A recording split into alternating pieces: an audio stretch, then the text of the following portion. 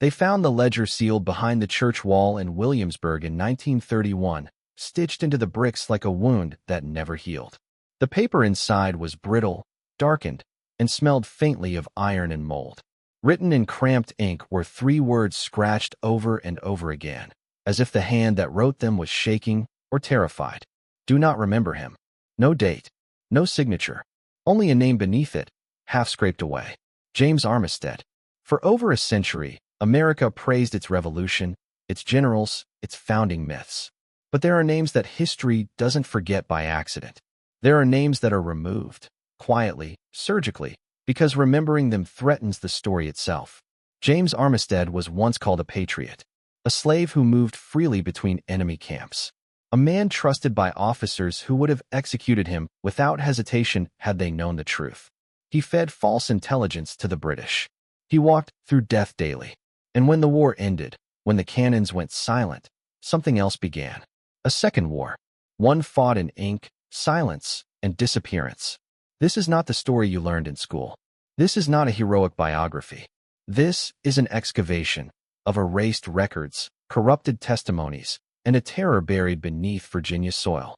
Because in forgotten letters, in abandoned church basements, and in the nightmares of families who lived too close to the truth, James Armistead did not simply vanish. He was taken out of the narrative. And the reason why may be far darker than betrayal.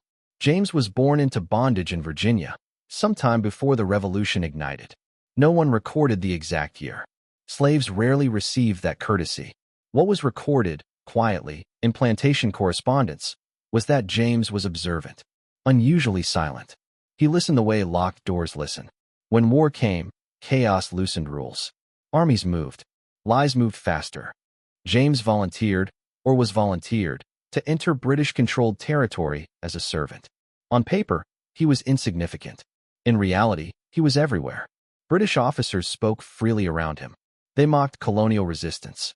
They planned movements over meals while James poured wine and memorized everything.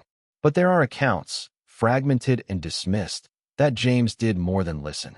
Several British letters describe a colored man who never slept, a servant who appeared in rooms without sound, a man whose eyes unsettled seasoned officers.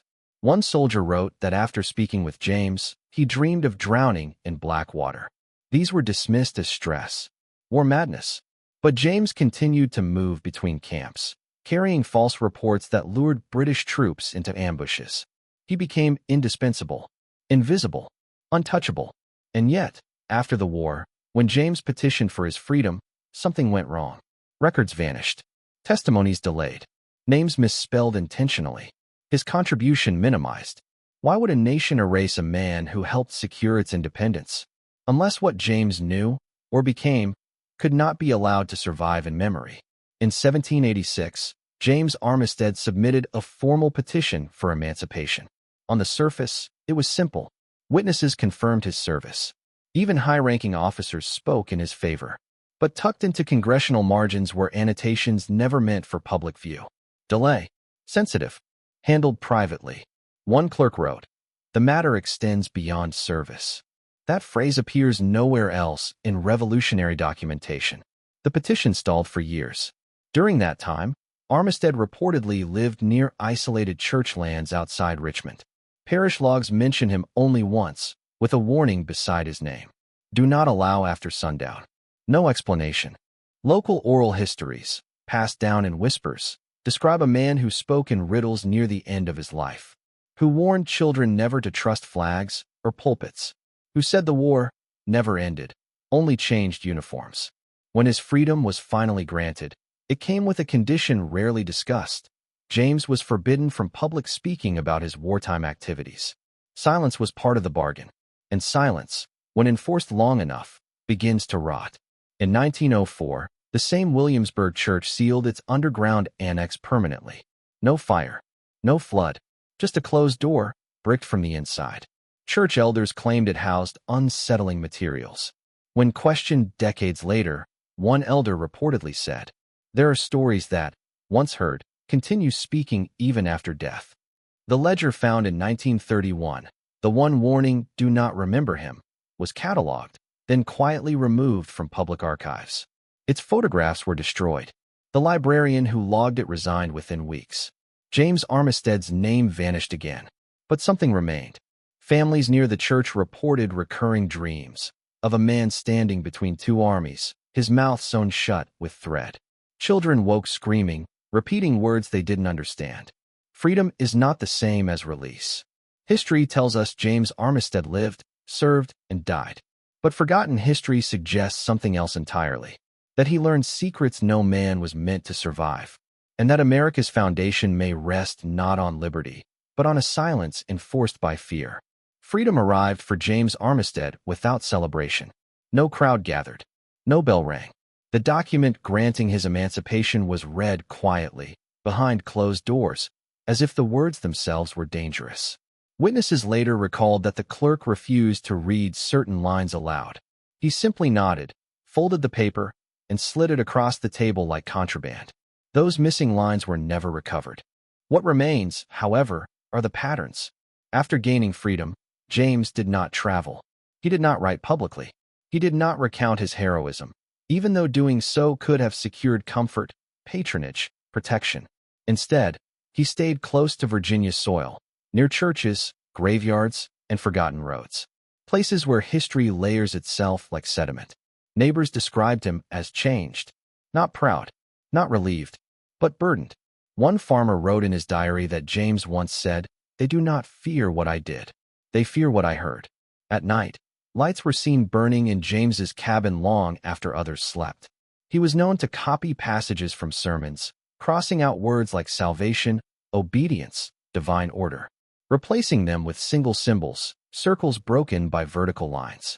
No one knew what the symbols meant, except perhaps the church elders who warned others to stay away.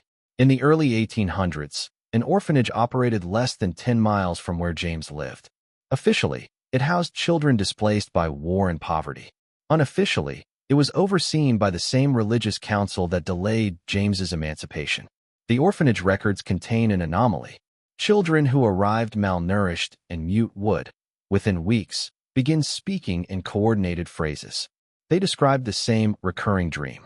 A man standing between red and blue uniforms. A mouth trying to speak through stitched flesh. A voice that said, "Remember me correctly," or "not at all." Several children wrote the name James before they learned to write their own. When questioned, caretakers dismissed it as suggestion. But a visiting minister in 1821 noted something chilling.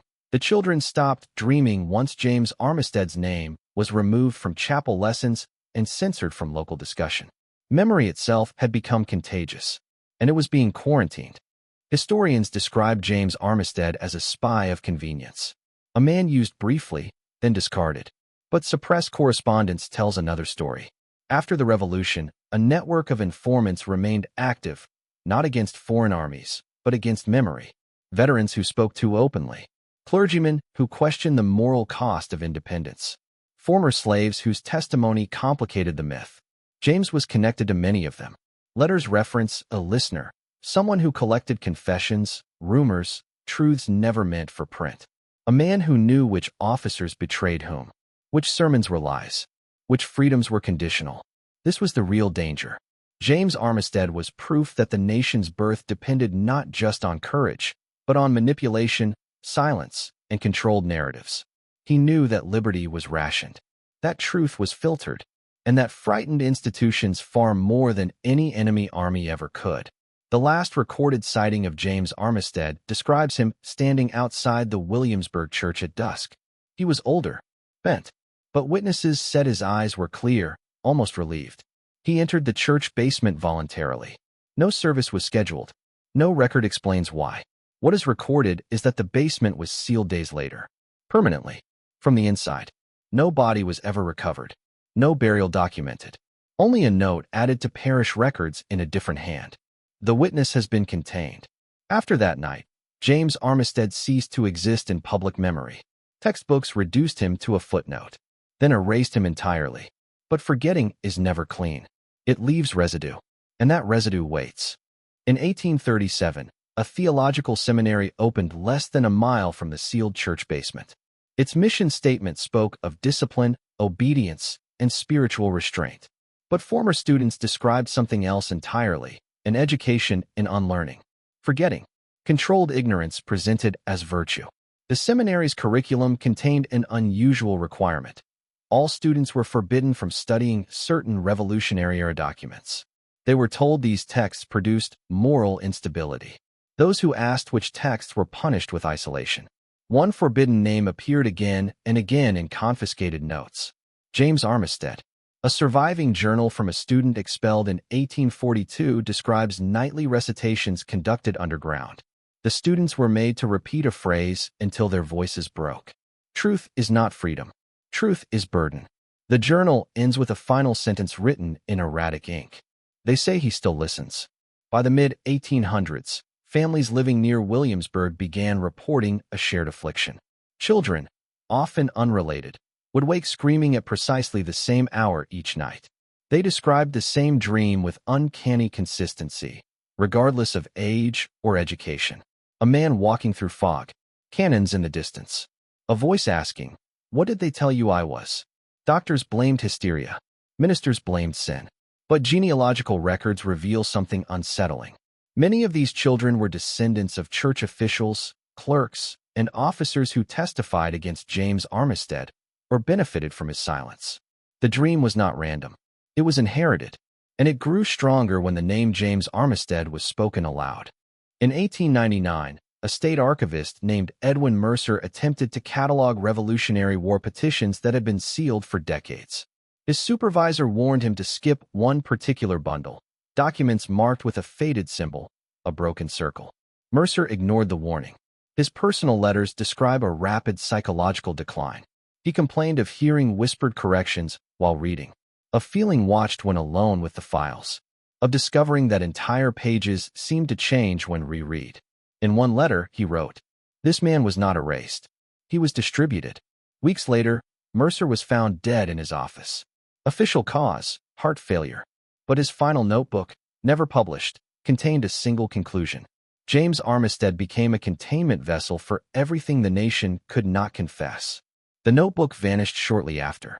By the turn of the 20th century, James Armistead no longer existed in official history. His absence was complete, systematic, effective, and yet, the effort required to maintain that absence never ceased. Why? Because erasure was not meant to destroy him. It was meant to hold him. Institutions, churches, schools, governments had learned something during the Revolution. That truth, once spoken, spreads. That testimony infects. That some knowledge destabilizes power itself. James Armistead was dangerous not because he spied, but because he remembered everything. So they turned him into a warning, a suppressed frequency, a presence that could be sensed but never named, a ghost engineered by policy, a silence enforced by ritual. And the deeper truth, the one no ledger records, is this. James Armistead did not disappear. He was transformed into the thing history uses to scare itself into obedience. In 1927, during a routine courthouse renovation in Eastern Virginia, a false wall collapsed. Behind it was a narrow cavity containing a single tin box, sealed with pitch. Inside, a stack of handwritten pages wrapped in cloth darkened by time and damp. The first page bore a heading that made the archivist's hands shake.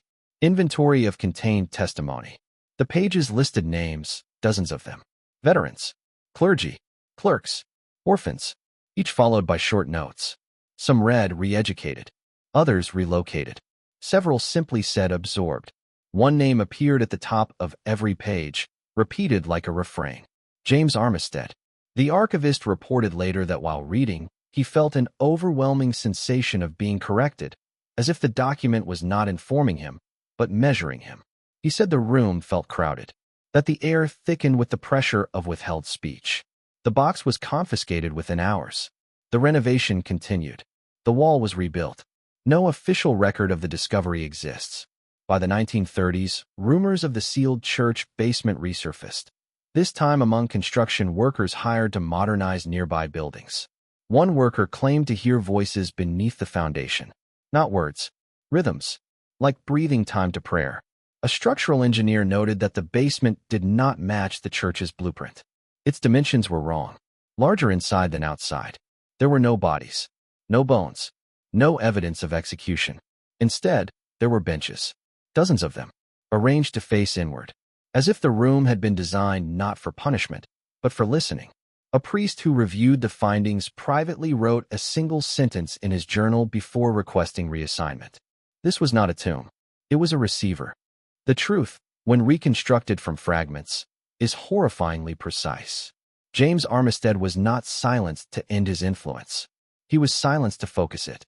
By erasing his story publicly while preserving it privately, through ritual, repetition, and controlled education, institutions transformed him into a conduit, a centralized vessel for unspoken guilt, suppressed contradictions, and moral debt.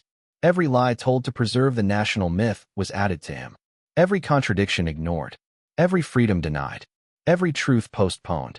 James Armistead became the place where the truth was sent so it would not spread. A human archive, a living containment. And when his physical life ended, the mechanism continued. Because what he carried was never meant to die. In the years following the failed attempts to expose the truth, a pattern emerged. Those who tried to restore James Armistead's full story suffered identical outcomes. Careers collapsed. Manuscripts vanished. Families reported identical dreams. A man at a desk. A mouth sewn shut. A question whispered directly into the listener's mind. Will you carry it too? The nation had built itself a pressure chamber, and James Armistead was its valve. To remember him fully would mean releasing everything stored there. Not just facts, but responsibility. And so history chose the safer horror. Silence. In 1948, a graduate student researching Revolutionary-era intelligence networks requested access to restricted church records in Virginia. Her request was denied 3 times. On the 4th attempt, she received an envelope with no return address. Inside was a single sheet of paper. No letterhead. No seal. Only a sentence typed unevenly, as if the machine resisted the words. If you open this door, you become part of the structure. She later claimed that night was the first time she dreamed of a man she had never studied. He stood in a narrow room, surrounded by benches, his back turned. He did not speak. He waited. The student withdrew her request the next morning. She changed her field of study. Years later, she admitted she still wakes at the same hour each night, certain she is being evaluated, as if something is listening to see whether she will speak. The final known reference to James Armistead appears in a private ledger dated 1951. It is not an accusation, not a confession. It is a status update. Containment remains effective. Public memory insufficient for breach. Ritual maintenance ongoing. There are no names attached to the entry, only initials. They do not match any known organization. The implication is simple and unbearable. This was never about one man. James Armistead was the prototype, the first proof that a human life could be used as infrastructure, that a person could be turned into a vault for national contradiction, that silence could be engineered, maintained, and inherited. History did not forget him. History uses him. Every system has a limit. Pressure builds. Memory leaks. And now, centuries later, James Armistead's name is being spoken again. In classrooms. In documentaries. In quiet searches made at night. Each time, the question returns. If the truth was hidden inside him, if the guilt was stored there, if the lies were contained so the nation could function, then what happens when the container fails? What happens when remembering is no longer avoidable? The fear was never that James Armistead would be honored. The fear was that he would be understood. Because understanding him means understanding what was done to build everything that followed. There is a reason some histories resist recovery, not because they are false, but because they are unfinished. James Armistead was a man, then a spy, then a silence. And now, he is a question being asked again. If you tell this story, if you listen all the way through, if you carry it forward, then the containment shifts. Not to archives, not to churches, not to institutions, but to you. And the last thing written in the ledger, the line never meant to be read aloud, offers no comfort, only instruction. The witness does not end. The witness changes hands.